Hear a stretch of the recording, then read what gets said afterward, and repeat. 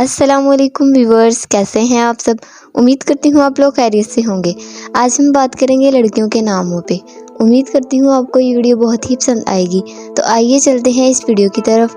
ہمارے پاس سب سے پہلا نام ہے سیرت۔ سیرت کا مطلب ہوتا ہے عادت۔ سیرت کے بعد ہمارے پاس اس ویڈیو میں دوسرا نام ہے فروا۔ فروا کا مطلب ہوتا ہے پشم اور سمور۔ اس کے بعد ہمارے پاس اگلا نام ہے فائزہ۔ فائزہ کا مطلب ہوتا ہے فیضی رساں۔ فائزہ کے بعد اگلا نام ہے سحر۔ سحر کا مطلب ہوتا ہے فجر اور صبح۔ اس کے بعد ہے حوریہ۔ حوریہ کا مطلب ہوتا ہے خوبصورت۔ اس کے بعد ہے ماہم۔ ماہم کا مطلب ہے مغل بادشاہ ظاہر کی بیوی۔ پھر ہمارے پاس اگلا نام ہے آئفہ۔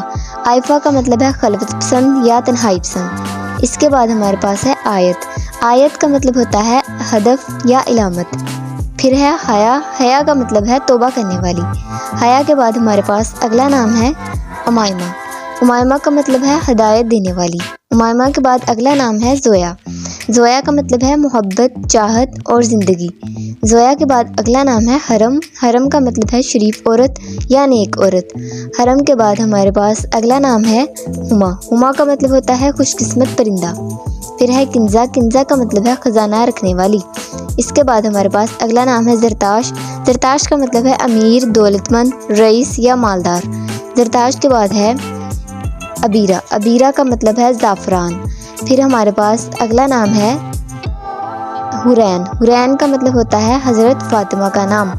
حورین کے بعد ہمارے پاس اگلا نام ہے مناہل۔ مناہل کا مطلب ہے تازہ پانی کی بہار۔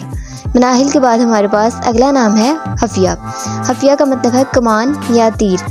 اس کے بعد ہمارے پاس اگلا نام ہے افرا۔ افرا کا مطلب ہے نمایاں یا ماہر۔